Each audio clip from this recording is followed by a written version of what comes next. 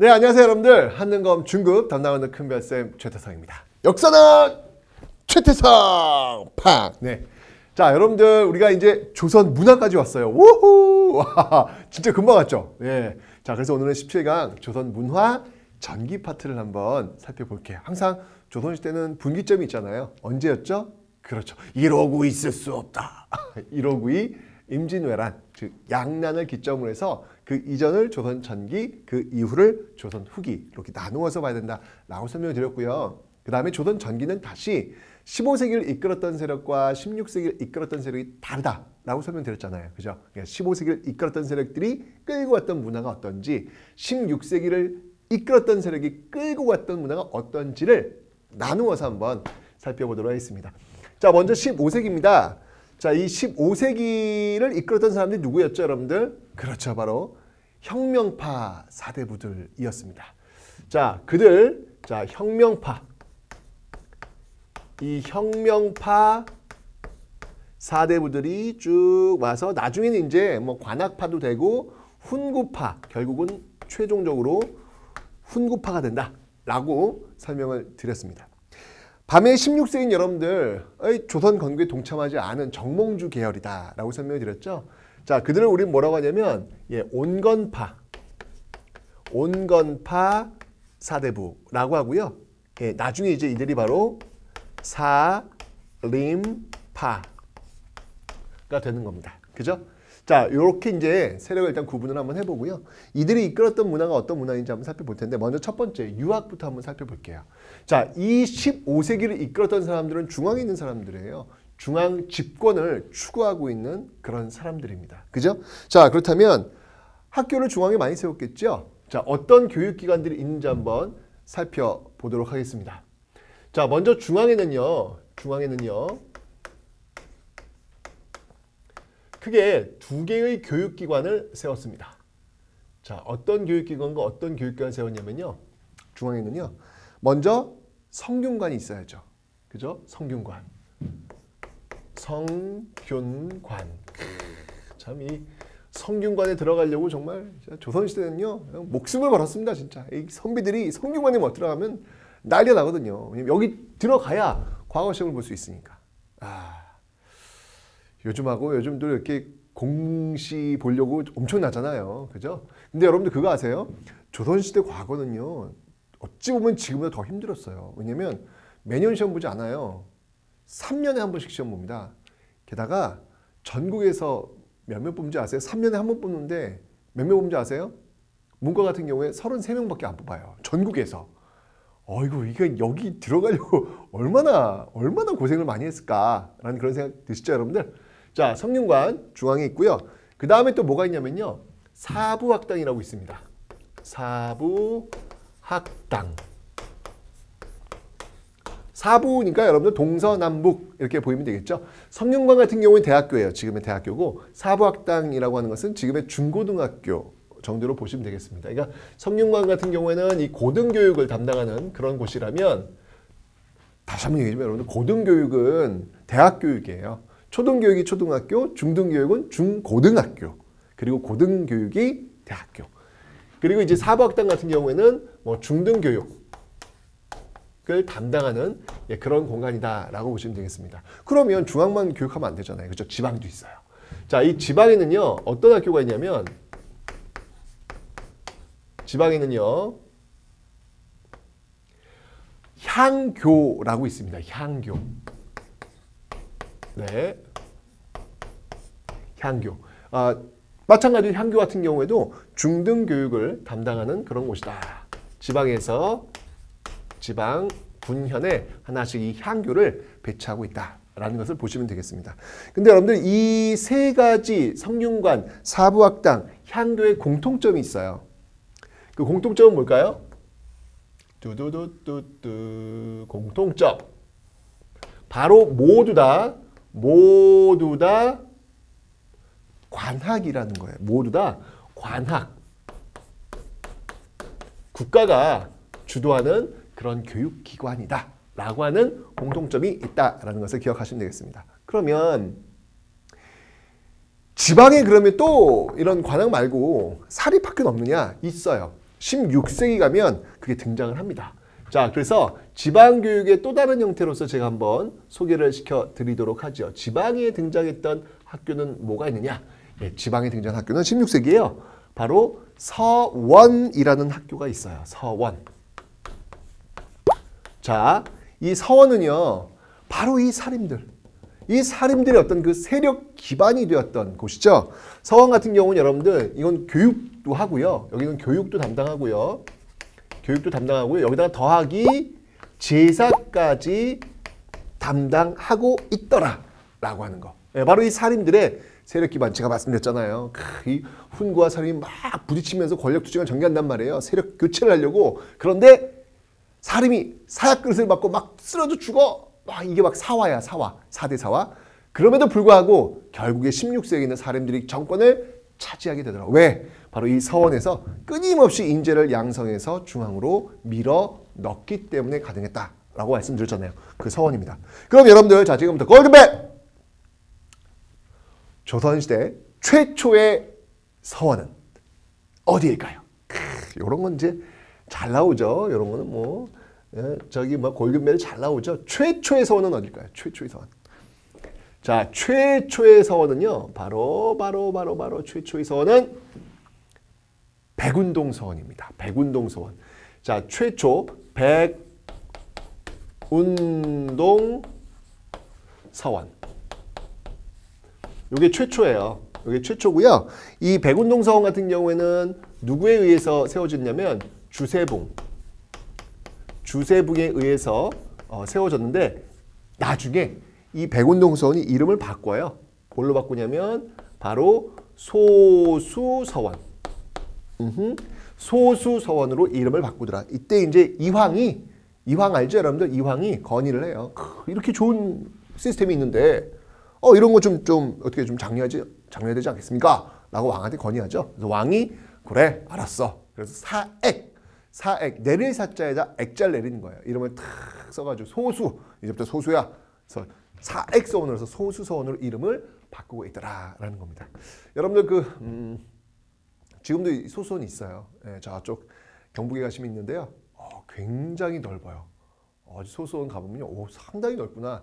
그리고 경치도 참 좋고요. 한번 시간 되시면 한번 가보시기 바랍니다. 자, 그래서 최초의 서원, 백운동 서원이다라는 것을 기억하시면 되겠습니다. 됐죠? 16세기에 유학자로서 대표적인 인물이 있단 말이에요. 자, 어떤 인물이 있을까요? 대표적인 인물. 뭐 여러분 화폐에 맨날 있잖아요.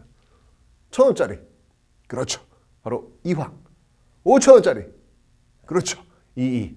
바로 이 16세기에 정말 뭐 엄청난 그런 유학자들이죠. 자, 그래서 이황과 이이에 대해서 한번 살펴보는 시간을 갖도록 하죠. 자, 먼저 이황입니다. 이황 같은 경우에는요, 이황부터 한번 살펴보도록 하죠.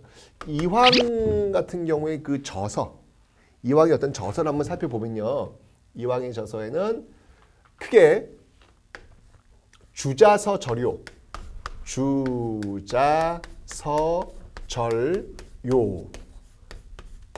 있고요. 그 다음에 뭐가 있냐면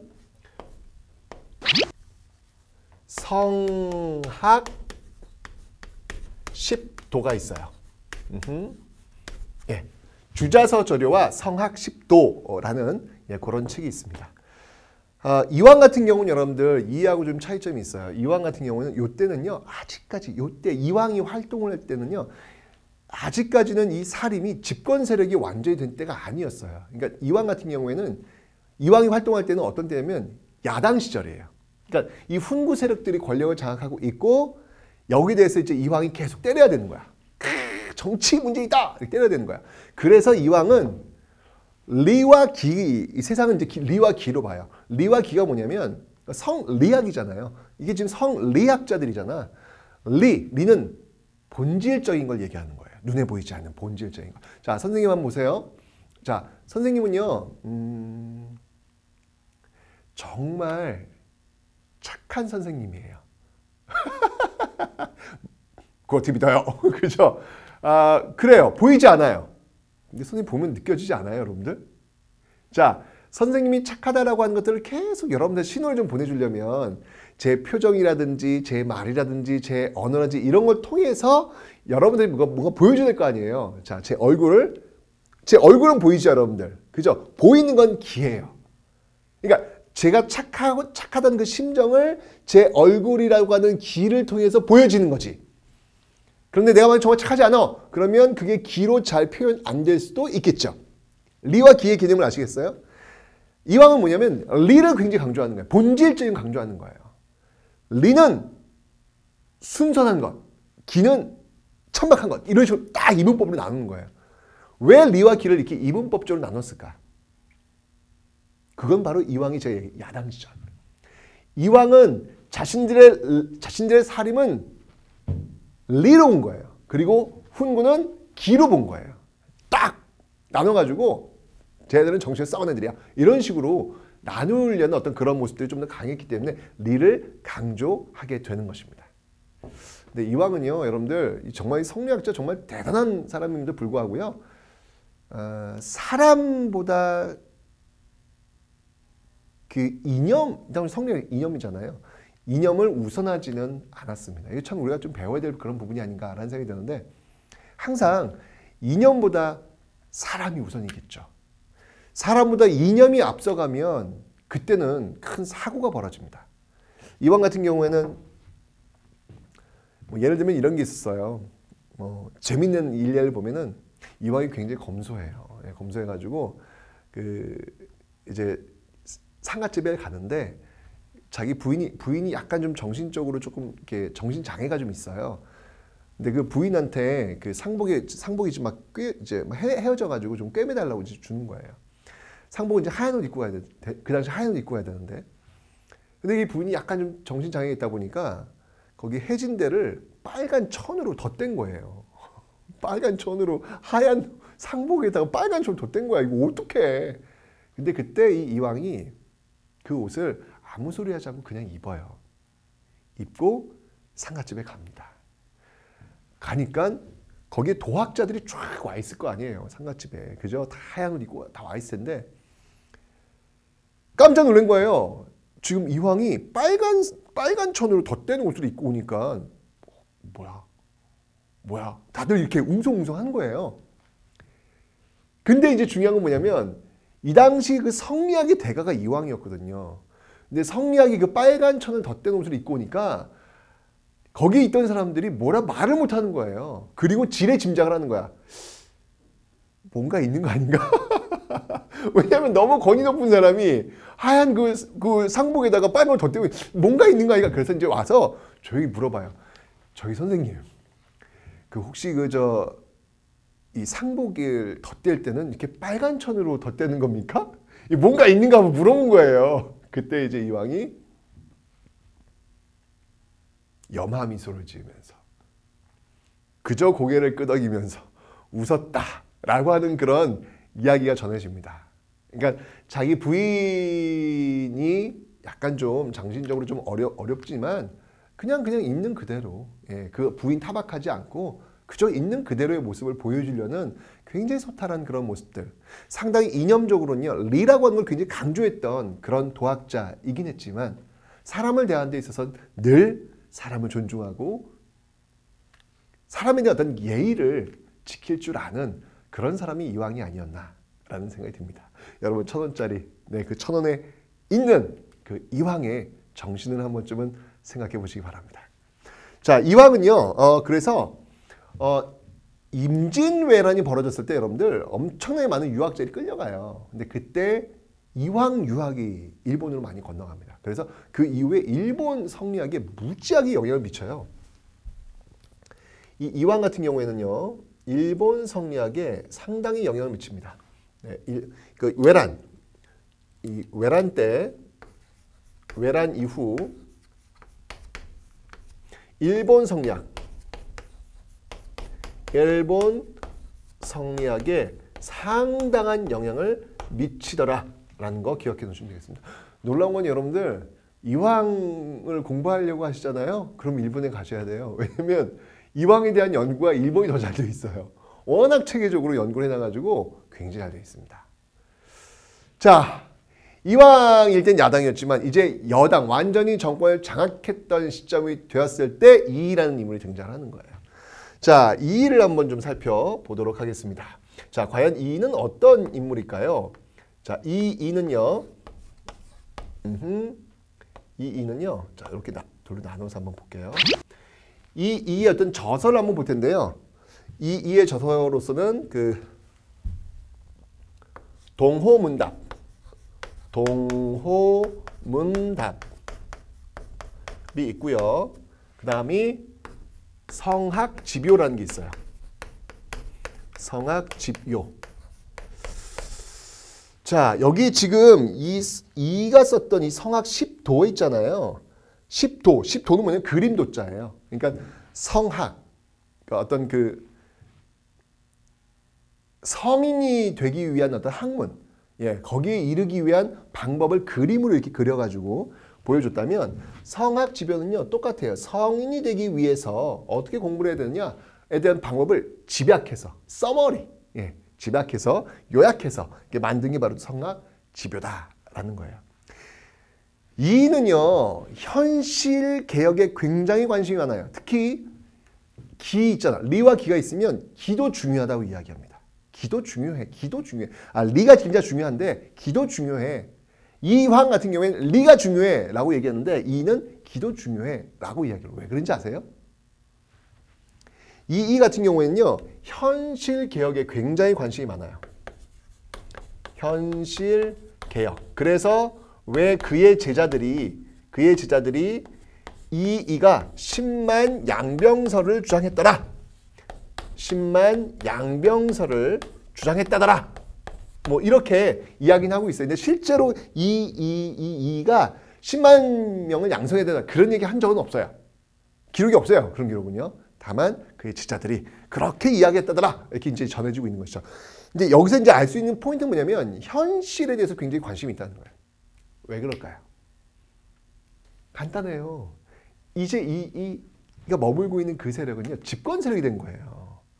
집권 세력이 되다 보니까 이제 자기가 정책을 집행하는데 책임을 져야 돼요. 책임을 져야 되기 때문에 상당히 현실 개혁적인 그런 모습들이 보이고 있더라라는 거. 그렇게 여러분들 이황과 이를요, 그 시대의 어떤 그 상황 속에서 한번 좀 이해하시면 굉장히 쉽게 오실 수 있을 겁니다. 이가 여러분들 5,000원 그 지폐에 있는 그 모습을 보니까 굉장히 좀 이렇게 순해 보이시잖아요. 그죠? 근데요, 이 장난 아닙니다. 선조한테요, 이렇게 지금 나라가 엉망인 이유가 무엇인지 아십니까? 바로 당신 때문입니다. 이런 얘기를 그냥 막 하는 사람이에요. 굉장히 직언갑니다. 정말 이 왕이 이렇게 옆에 두고 있기 굉장히 부담스러운 그런 직언가가 또 이입니다. 이의 어머니 누군지 아시죠, 여러분들? 신사입니다. 그죠? 네. 그렇게 기억을 좀 해주시면. 이도 여러분들 질풍노도의 시기를 겪었어요. 어머님이 일찍 돌아가시잖아요. 돌아가신 이유가 여러 가지 있을 텐데 글쎄 그 중에 하나 제가 생각하기에는 그 아버지가 바람을 피시죠. 이게 참 그 동네 주막집 여인하고 이렇게 좀 썸씽 뭐 이렇게 해가지고 굉장히 스트레스를 어릴 때 많이 받아요. 결국은 어머니가 돌아가시고 나서 그 아버지가 그 주막집 여인과 계속 사랑을 나누자 결국 이는 가출하잖아요. 가출해서 어디로 가요? 절로 들어가잖아요. 예. 그런 또 질풍노도의 시기를 겪었던 그런 청년이기도 합니다. 네, 이게 다 여러분들 그 사람은 이렇게 딱 겉모습만 보고 이 사람은 정말 처음부터 그게 잘 나간 사람이야 이렇게 생각하시면 안 돼요. 네. 근데 여러분 그 절에 들어간 거 있잖아요. 그 절에 들어간 사건이 나중에 이에 죽어서도 계속 발목을 잡게 될 거예요. 유학자가 왜 불교에 귀의했느냐? 귀한 거 맞느냐? 뭐 이런 것들 때문에 아주 계속해서 상대편에 굉장히 공격을 받는 그런 모습들을 보이게 될 겁니다. 좀 그런 거 좀 이해 좀 해주지. 정치인들이 뭐 하나 이렇게 꼬투리 잡으면 아주 그냥 끝이 없어요. 사람 죽어서도 그 이후에도 계속해서 물고 늘어지는 게 참 예나 지금이나 비슷한 것 같아요. 그죠? 이황 이였습니다. 자, 이렇게 해서 유학 한번 공부했고요. 그 다음에 이제 역사를 한번 공부하겠습니다. 조선 전기 역사책을 쓰는 데 있어가지고 역사책을 쓰는 데 있어가지고 가장 중요한 내용들은 뭐였냐면요. 바로 이거예요. 기본적으로 여러분들 조선이라는 나라가 일단은 쿠데타를 통해서 나쁜 거 아닙니까? 지금 역성혁명 아니에요 지금, 그죠? 상상 이 성량 사회에서 이거 상상도 할 수 없는 일을 버린 거예요. 그러니까 정통성에 대해서 굉장히 좀 취약점이 있어요. 그래서 역사책을 통해 가지고 왜 우리가 조선이라는 나라를 역성혁명, 성을 바꾸면서 새로운 나라, 왕시성에서 이시성으로 올 수밖에 없는지 이유를 자꾸 얘기를 해야 되는 거야. 바로 정통성 차원, 정통성이 필요했기 때문이에요. 조선 전기인 말이죠. 자, 그래서 써낸 역사서들이 있어요. 먼저 그 앞에 있는 조선 앞에 있는 시대를 정리를 해야 될 거 아니야. 그 책이 뭐였냐면 바로 고려사입니다. 고려사가 있고요. 이 고려사는 여러분들 기전체예요. 기전체는 뭔지 제가 삼국사기한테 설명드렸죠. 아주 방대하게 쓴 책이다라는 거. 그러니까 고려는 썩었다 이거야. 완전 썩었어. 그 저기 공민왕의 저 아들 우왕 아닌 것 같아. 신돈 그 요승 승려의 아들인 것 같아. 막 이런 식으로 막. 그러니까 역사라는 게 여러분들 이렇게 집권자의 입맛에 맞게 활용되는 측면이 있습니다. 그러니까 굉장히 위험한 그런 모습일 수 있죠. 이게 자꾸 정치하는 사람들이 자꾸 역사에 손을 대는 거는요 결코 좋지 않아요.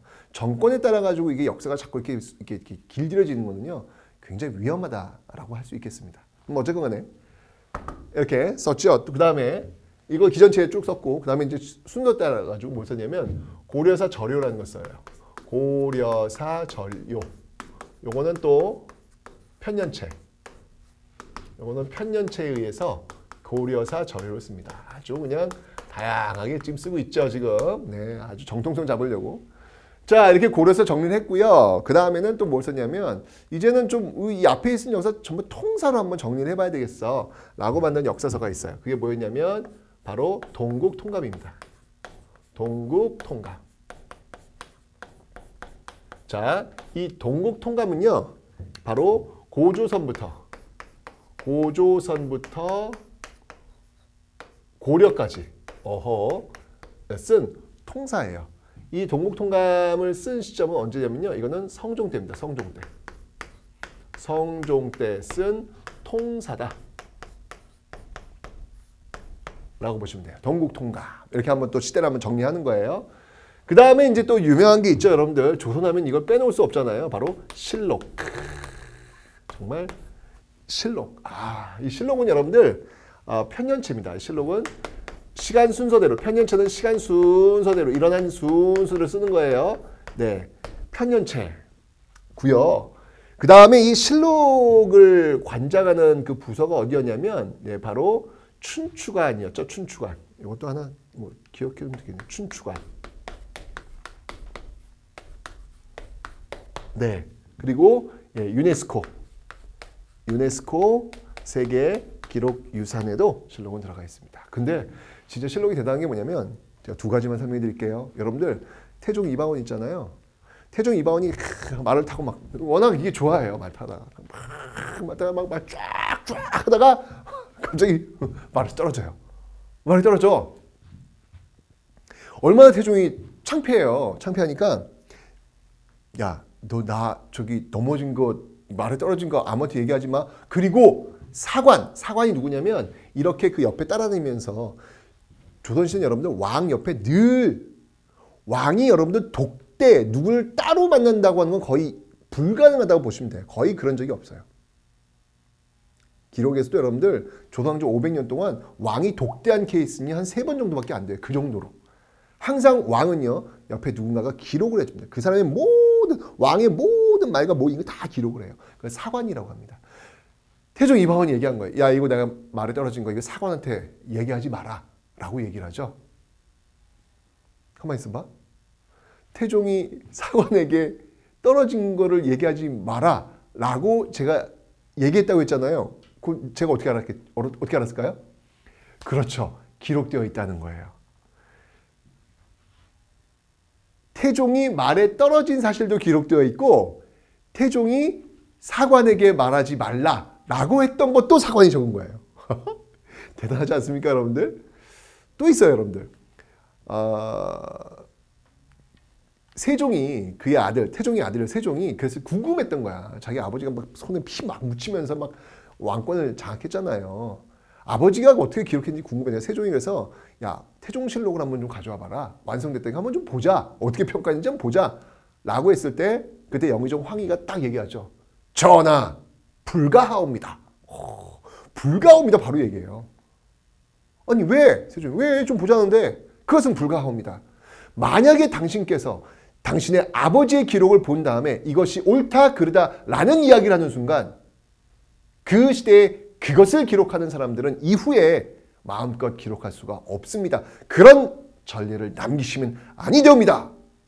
와, 결국 세종이 아버지 기록을 못 봐요. 이게 바로 조선의 기록입니다. 여러분들 조선왕조실록을 보시면요. 선조실록이 있고요. 선조수정실록이 있어요. 재밌지 않아요? 선조실록이 있고 선조수정실록이 있다? 왜 그럴까요? 말 그대로 수정은 수정했다는 얘기예요. 선조실록은요. 어느 당이 집권할 때 쓴 거냐면 북인당이 집권할 때 쓴 책이에요. 선조수정실록은요. 서인당이 집권할 때 쓴 책이에요. 그러니까 어느 당이 집권했을 때 바라보는 관점이 다를 거 아니에요. 그러니까 딱 서인이 집권한 다음에 저 북인당이 자꾸 우리를 좀 안 좋게 쓴 것 같아. 그걸 다 수정한 거예요. 기록을 다시 수정한 거예요. 그런데 중요한 건 뭐냐면 그 북인당이 썼던 선조실록은요. 그대로 냅둬요. 서인들이 자기의 어떤 유리한 기록을 써넣는다 할지라도 그 앞에 있었던 기록을 그대로 건드리지 않는다는 거죠. 역사의 기록을 중요시 여기고 있는 조선인들의 모습을 한번 여러분들 보셔야 합니다. 우리 시대에 어떤가요? 혹시 나한테 불리하면 폐기 드르르 갈아가지고 버리고 이런 모습 혹시 있지 않나요? 정말 조선시대 사람들한테 이런 부분은 배워야 되겠다. 기록이 갖고 있는 역사적 의미를 그 사람들이 훨씬 더 잘 알고 있는 게 아닌가라는 생각이 들더라고요. 어쨌건 이런 실록이 있습니다. 그리고 이가 썼던 16세기 오면 이가 썼던 책이 하나 있어요. 어떤 책이 있냐면 이가 썼던 책 중에서 기자실기라는 책이 하나 있습니다. 기자실기. 요 기자실기는 뭐냐면 말 그대로 기자예요. 이 유학자들, 특히 16세기 유학자들은 단군보다는 기자를 더 중시 여깁니다. 기자는 중국에서 온 사람이거든요. 그러니까 우리나라의 어떤 문화를 중국에서 수입해 준 사람. 그러니까 뭔가 우리는 중국의 영향을 받은, 중국의 영향을 받은 게 이 당시 사람들한테 자랑이거든. 우리는 굉장히 멋진 나라에 이런 것들을 보여준다는 얘기죠. 그래서 기자실기 썼던 이런 것도 있습니다. 한번 기억해 두세요. 자, 다음 지리를 한번 보겠습니다. 자, 역사에서는 여러분들 15세기 그 집권 세력들이 어떤 정통성을 보여주려고 했다면 이 지리에서는 자 중앙 집권 세력이에요. 그죠? 이 사람들은 뭘 해야 되냐면 지리를 통해 가지고 바로 중앙 집권 이게 제일 중요해요. 중앙 집권. 중앙에서 지금 지방에 있는 그 낙향한 세력들 있잖아요. 조선공에 참여하지 않은 세력들을 감시해야 될 거 아니야. 그래서 어떤 모습들이 있는지 쭉 둘러보려고 한단 말이에요. 자, 먼저 지리에서 여러분들 일단 기억할 게 뭐냐면요. 이 당시에 세계 지도를 하나 만들어요. 네, 그 세계 지도가 뭐였냐면 아주 유명한 것이죠. 바로 혼일 강리 역대 국도지도. 이렇게 보면 됩니다. 혼일강리 역대 국도지도. 지는 갈지자예요. 이 지도라는 의미가 아니야. 무엇의 그림이다 라는 겁니다. 그러니까 강력을 역대 국도, 있는 여러 나라들을 다 그린 지도라는 얘기죠. 이 혼인강리 역대 국도 지도를 만든 그 시점은 언제였냐면요. 이거는 태종 때입니다. 네, 태종 때고요. 이것의 역사적 의의를 한번 들어봐라 라고 한다면 이것은 바로 현존하는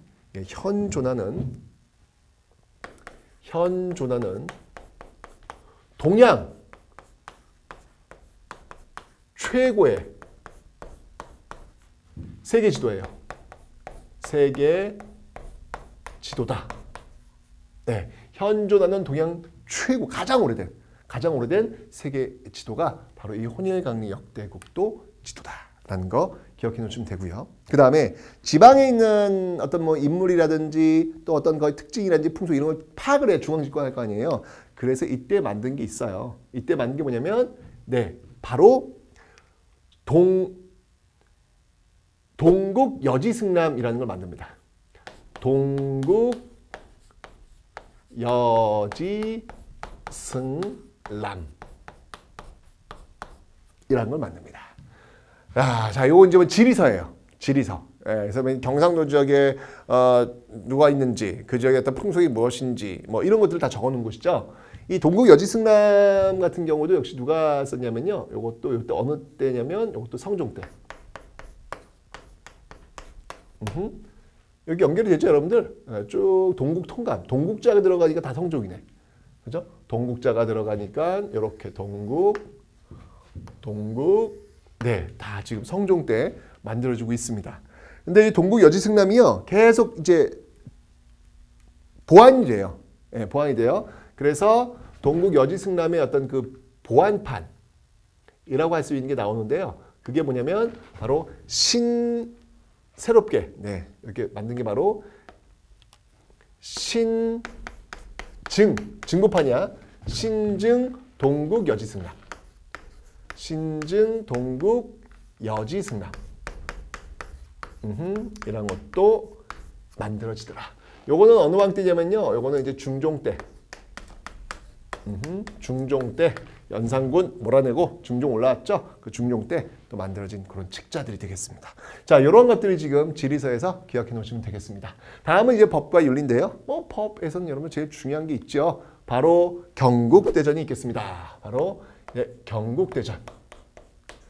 자, 경국대전을 처음으로, 이 법전이죠. 조선의 법전이란 말이에요. 이 경국대전을 처음으로 출발시켰던 왕이 누군가요? 바로 세조죠.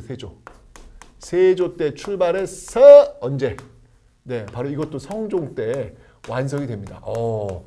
여러분들 이런 거 보니까 성종이에요. 또 성종이에요. 그죠? 그러니까 왜 성종인지 느낌이 오지 않아요? 굉장히 뭔가를 많이 이뤘다는 얘기 아니야? 성종이라고 하는 그 묘는 그럴 때 붙여지는 거거든요. 보니까 지금 동국통감, 동국여지승람, 뭐 경국대전 완성, 뭔가 진짜 굉장히 많이 이룬 그런 왕 느낌이 오시죠? 성종 때가 되겠습니다. 그 다음에 이제 윤리서로는 여러분 뭐가 있냐면요. 윤리서로는 대표적인 게 이제 삼강행실도.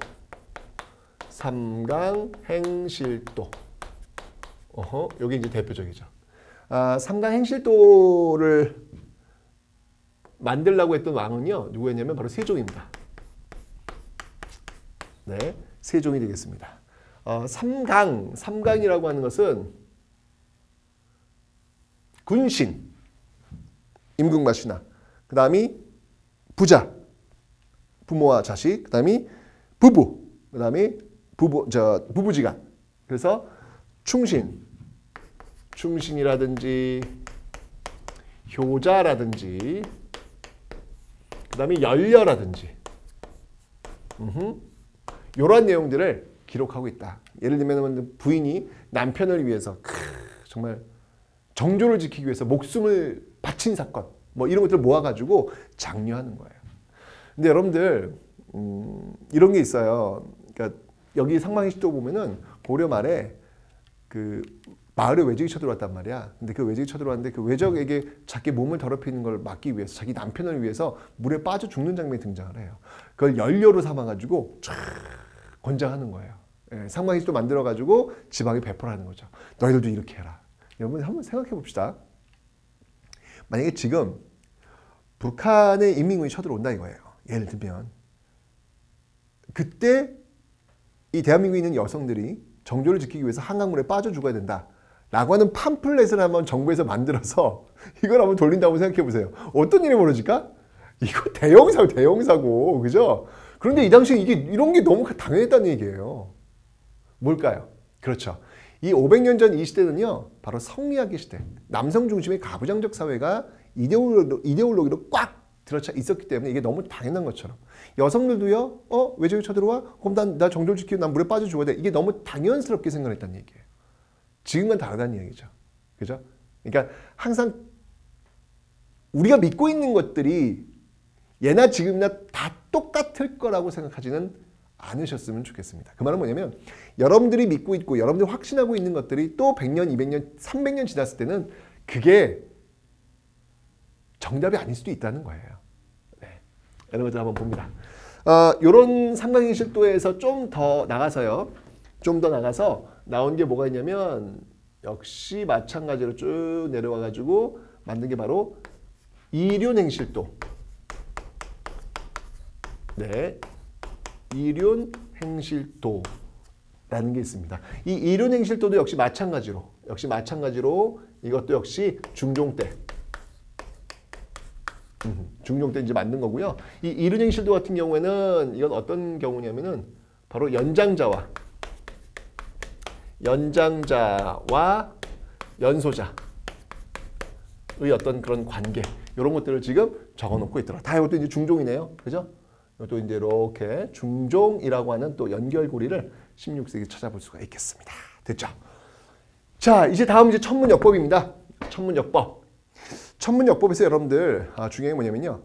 하늘의 별자리를 우리가 볼 수 있다는 것을 딱 그리고 그 별자리를 어느 왕이 딱 보여주는 거 중요하단 말이에요. 그래서 이때 나온 게 뭐였냐면요. 바로 딱 하늘에 떠 있는 별자리 딱 보면서 이것은 우리가 확보할 수 있는 거야 라는 걸 딱 만들었단 말이에요. 자, 그게 뭐였냐면요. 바로 잠시만요. 바로 그렇죠. 천상열차 분야지도라는 거예요. 천상열차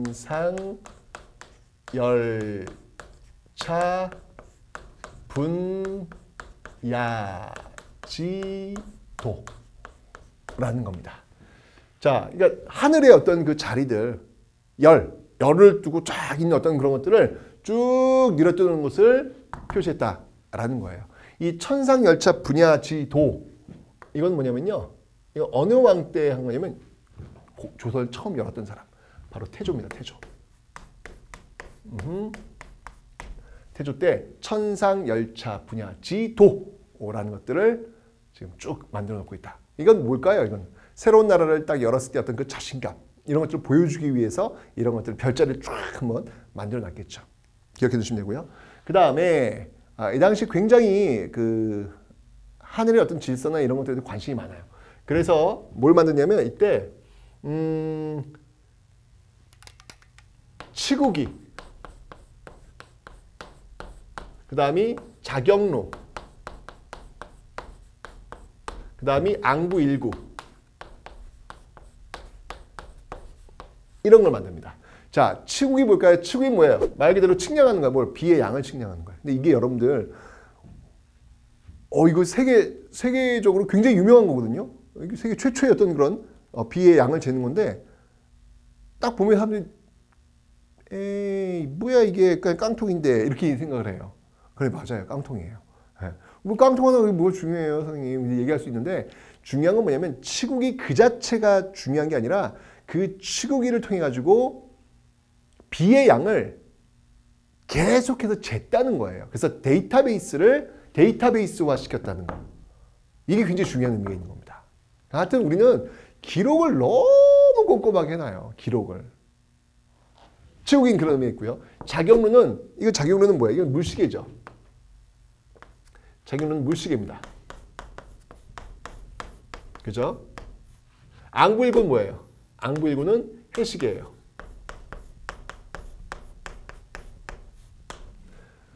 스스로 때린다는 거예요. 네, 딱 시간이 12시가 딱 되면요. 스스로 인형이 딱 튀어나와 땡 때리는 거예요. 마치 지금 여러분 뭐 백화점 같은 데 보면은 왜 이렇게 딱 시간이 되면 딱 울리는 그런 시계 있잖아요. 그런 시계예요. 앙부일구는 뭐냐면요. 이건 해시계인데요. 이거는 그 솥 있죠. 솥을 이렇게 뒤집어 놓은 그런 어떤 모습으로 해의 어떤 그 운동을 움직임을 지금 볼 수 있도록 해놨다. 그래서 해시계예요. 15세기인 여러분들 어떤 세력이에요? 이런들 어떠하며 저런들 어떠하리 이런 세력이기 때문에 도움이 돼? 그 친구 좀 똑똑한데 써! 장영실 같은 경우가 여러분들 이때 참 엄청나게 등장하잖아요.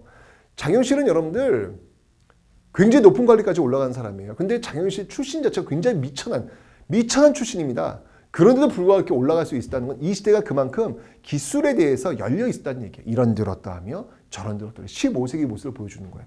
더더군다나 중요한 건 뭐냐면 여러분들 바로 이거죠. 바로 칠정산.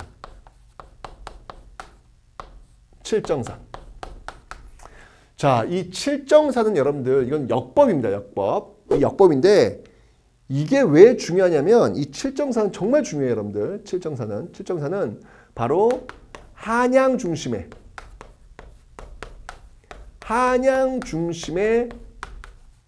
역법서라는 거예요. 여러분들 역법서는 달력이에요. 달력인데 이 달력을 여러분들 어떻게 우리가 확보를 했냐면 중국에서 가져와야 돼요. 중국 황제가 주는 걸 받아와야 돼요.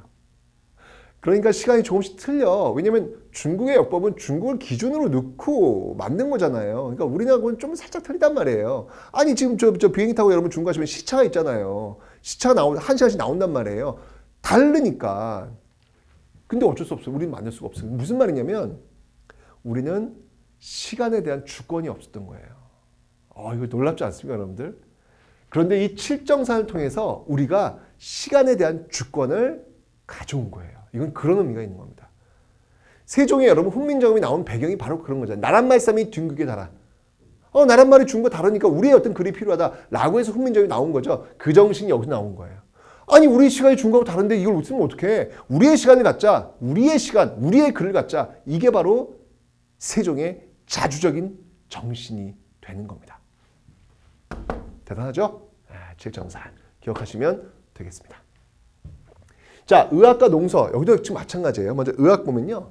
이때 나온 그 의학책으로서는 유명한 게 있죠. 바로 향약 집성방. 향약 집성방이 있어요. 이것도 역시 마찬가지로 향초에 있는 약재를 가지고 다 집대성해가지고 모은 처방전이라는 얘기예요. 고려시대 때 그 최초의 그 약재서 바로 향약 구급방의 그 뒤를 잇고 있는 그런 책자가 되겠습니다. 또 있어요. 바로 농사직설. 이 농사직설 역시 마찬가지로 우리 농민들의 경험을 바탕으로 해서 만든 농서예요. 보세요, 여러분들. 칠정산, 향약, 집성문, 농사직설. 어떤 공통점이 보이나요? 모두 다 칠정산, 그리고 향약, 집성방, 그리고 농사직설. 다 우리를 중심에 놓고 이러한 것들을 지금 만들고 있더라라고 하는 그런 공통점을 여러분들 찾아낼 수가 있어야 되는 거예요. 그래서 이 칠정산, 향약, 집성방, 그리고 농사직설은요, 시험에 무지하게 잘 나와요. 왜? 이런 것들이 뭘 의미하냐면 바로 세종시기 15세기 민족적이고 자주적인 어떤 그런 문화의 특징을 보여주고 있는 요소이기 때문에 그렇습니다. 네. 진짜 쉽지 않은 것 같아요. 중국 중심의 어떤 그 세계관을 갖고 있는 그 질서에 살고 있는 사람들이 이런 것들을 지금 이렇게 마음껏 우리 것이 중심, 우리가 중심, 우리를 기준으로 한다는 게 쉬운 게 아니거든요. 정말 세종시대는 참 정말 대단한 어떤 시대였다라는 어떤 그런 생각이 이런 걸 통해서도 확인이 되고 있습니다. 됐죠? 자, 이번엔 건축과 탑을 한번 살펴보도록 하죠. 조선시대 때 그 건축물로 대표적인 게 있다면 뭐가 있을까요? 역시 이제 15세기는요. 주로 궁궐, 왜냐하면 나라를 처음 세웠으니까. 그다음에 성곽, 이런 것들을 주로 많이 세웠겠죠. 그죠? 그리고 또 이 15세기 그 대표적인 그런 건축물이 있다면 바로 해인사 장경판전이라고 있습니다. 해인사 장경판전. 여러분들 이 해인사 장경판전은 뭘 보관하는 곳이라고 제가 설명드렸죠? 팔만대장경. 고려시대 때 만들었던 그 팔만대장경을 보관한 곳이다라는 거예요. 바로 장경판전은 이 장경판전에는 뭐가 있다? 바로 고려의 팔만대장경. 팔만대장경이 여기에 있다. 팔만대장경이 여기에 있다. 이게 왜 중요하냐면 여러분 이건 목판이잖아요. 팔만대장이 목판인데 목판의 가장 약점이 뭔지 아세요? 습기예요. 이게 한번 뒤틀려 버리면요. 이건 생명 끝나는 거예요. 왜 찍히질 않잖아요. 뒤틀리지 않도록 습기를 막아줘야 되는데 문제는 뭐냐면 우리는 여름에 무지하게 습하잖아요. 그러니까 이 나무들한테는 정말 너무 치명적이에요. 전 정말 감동받았어요. 제가 이 해인사 장경판전 한번 가봤거든요. 여름에 갔는데 무지하게 더워요. 막 땀이 막 습해서 너무 힘든 거예요. 게다가 여기 또 올라가는 계단은요. 왜 이렇게 가팔러? 막 힘들게 올라가가지고 해인사 장경판전에 딱 들어갔어요. 오 마이 갓. 완전 시원해요. 와우. 뭐야. 그저 저는 문을 하나 넘고 들어왔을 뿐이에요. 근데 완전 시원해요. 여기는 에어컨 시설 잘 돼 있네. 역시 둘러봤어요? 없어요. 와, 너무 신기한 게 뭐냐면 건물 그 하나를 가지고 바람의 순환을 뒷산에서 들어오는 어떤 바람과 앞으로 나가는 어떤 그런 거긴 창문이 두 개예요. 위와 아래가 있어요. 신기한 건축물이에요. 어쨌건 이렇게 통해 가지고 이 팔만대장경의 뒤틀림을 완벽히 보존하고 있다는 거, 막아내고 있다는 거.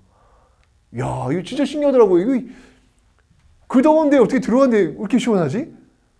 그러니까 이건 정말 그러니까 조선 사람들은 자연을 잘 활용할 수 있는 그런 노하우가 있던 것 같아요. 우린 그게 안 되니까 막 에어컨 집어넣고 막 그러잖아요. 그런 거 하나 없이도 얼마든지 시원하게 만들 수 있다는 것을 바로 이 장경판전에서 보여주고 있습니다. 대단합니다. 자, 이런 게 있고요. 그 다음에 탑을 하나 본다면 탑이 하나 있죠. 뭐가 있냐면 원각사지 10층석 탑이 있습니다.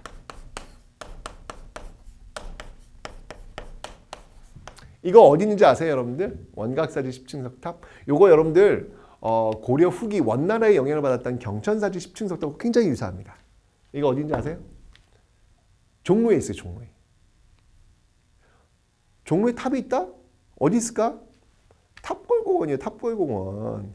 탑골공원에 있는 탑이 바로 이 원각사지 10층석 탑. 여기서 3.1운동 막 만세부르고 그랬잖아요. 요거 이제 세조 때. 요거는 이제 세조 때 만들 때 그것까지 알 필요 없고요. 네, 이런 것들이 있다. 이 정도만 기억하시면 되겠습니다. 그리고 이제 그 조선 후기로 16세기로 가면요. 앞에 제가 설명드렸죠. 예, 바로 서원 건축들이 많이 지어지고 있다. 이건 제가 앞에서 설명을 이미 드렸습니다. 자, 다음은 이제 공예 볼게요. 공예. 조선 15세기 때 유행했던 공예는 뭐가 있냐면요. 바로 분청사기가 있습니다. 분청사기. 진짜 이런들 어떠하며 저런들 어떠하는 시대 맞다니까. 뭔가 어떤 성리학의 어떤 나라이긴 하지만 거기에 구애받지 않으려는 그런 힘이 있어요. 막 펄떡펄떡.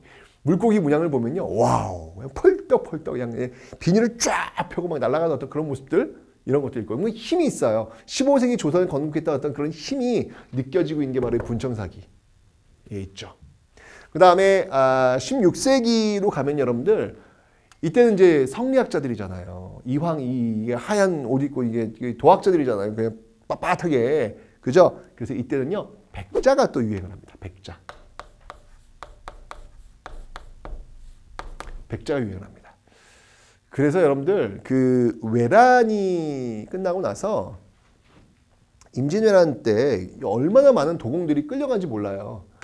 이런 것들이 이제 유행을 하기 때문에 외란이 되면요. 외란 이후 일본 도자 산업이 굉장히 발달을 해요. 왜요? 우리나라 도공들을 엄청나게 끌고 갑니다. 그래서 누군가 그러더라고요. 임진왜란은 바로 도자기 전쟁이다 라고 할 정도로. 왜냐면 조선 도공들을 많이 끌고 가거든요. 지금 여러분들 그거 아세요? 정말 감동받은 저쪽 제가 그 가고시마 일본에 갔는데요. 거기에 조선에서 끌려온 그 도공의 후손들이 계속 살고 있어요. 더 놀라운 건 그 사람의 이름은 심수관인데요. 그의 아버지도 심수관이고요. 그의 할아버지도 심수관이에요. 우와! 그의 아들도 심수관이에요. 조선에서 끌려온 그 사람들이 자신의 거의 이름을 지켜가면서 계속해서 몇 대 심수관, 몇 대 심수관, 몇 대 심수관 계속 지금까지 이어가고 있는 거예요. 놀랍지 않습니까, 여러분들? 바로 그 집안에서 만든 그 도자기가 세계 박람회에 나가지고 막 상 무지하게 받고요. 하여튼 일본 도자기를 막 알리는데 엄청난 역할을 했던 게 바로 그 집안의 도자기들입니다. 명품이에요, 명품. 여러분들 그 가고시마 그 역에 한번 내리시면요. 바로 볼 수 있어요. 심수관 아주 그들이 자랑스럽게 보여주고 있는 게 딱 보입니다. 그런데 그 심수관이 바로 이때 끌려갔던 조선 도공의 자손들이라는 거예요. 제가 그래서 여쭤봤어요. 제가 그분 만나 뵀거든요. 안타깝습니다. 우리 조선에 계셨으면 우리 조선의 도자기를 더 발달시키셨을 텐데 일본 도자기를 발달시켰을 정말 가슴이 아픕니다. 라고 얘기했더니 그분이 그런 얘기를 하시더라고요. 웃으시면서 조선 출발, 일본 경유, 그리고 세계로. 와, 제가 짧았어요. 너무나도 제가 이게 한반도에 갇혀있는 그런 생각을 했구나 라는 생각이 들더라고요. 물론 이제 그분들도 나름대로 그 고통을 어떻게든 좀 합리화시키려는 어떤 그런 생각 분명히 계셨겠죠. 하지만 그 합리화 자체가 너무 멋있더라고요. 조선 출발, 일본 경유, 그리고 세계로. 너무 감동적인 그런 멘트가 아니었나라는 생각이 듭니다. 자, 어쨌건 이제 이런 어떤 도자기예요, 여러분들. 진짜 이런 엄청난 도자기 나라가 우리나라인데 왜 우리는 밥그릇에 도자기가 없는 거야? 일본은 여러분들 명품 도자기로 자신의 밥그릇을 이렇게 먹어요. 그러니까 그 나라는 여전히 도자 산업이 발달할 수밖에 없는 거야. 우리는 그냥 맨날 그냥 가볍고 뭐 물론 그것도 좋긴 좋은데 우리도 좀 명품을 좀 보는 눈 이런 것들도 이제 우리도 스스로 가져야 되지 않을까 그런 생각도 한번 가져봅니다. 네. 자, 마지막으로 회화 한번 볼게요. 15세기 회화는요 어떤 게 있냐면 먼저 고사관수도라는 게 있습니다. 고사관수도. 나도 이렇게 살고 싶어. 네. 정말 그 절절절절절 흐르는 물을 그냥 하염없이 바라보면서 뭔가 상념에 젖어 있는 그런 모습들. 고사관수도. 이건 강희안 15세기 작품입니다, 여러분들. 기억해 놓으세요. 여기 딱 등장하면 요거 15세기야 라는 걸 기억하셔야 돼요. 그 다음에 몽유도원도. 꿈속에서 그 신선들이 사는 곳을 왔다 갔다 하는 어떤 그런 모습들. 안견의 작품이죠. 몽유도원도. 이런 것들이 바로 15세기 모습들이다. 16세기 되면요, 이 몸이 죽고 일백번 고쳐 죽어 이명한 일편단심이야 가실 줄이 있으랴 라고 하는 사람들이 지금 이 세상에 살고 있잖아요. 그죠? 16세기 이제 그들의 시대란 말이야. 그러니까 이 당시엔 여러분들 어떤 것들이 이제 유행을 하냐면요. 절개. 그래서 이 당시에는 사군자가 유행을 해요. 매난국주대 사군자. 항상 그 시대의 색깔 있잖아요. 백자도 막 사림들이 좋아하게 생겼잖아. 사군자, 사림들이 좋아하게 생겼잖아. 그죠? 그리고 초충도가 있습니다. 초충도. 이 초충도를 그린 대표적인 인물이 누구예요? 예, 바로 신사입니다.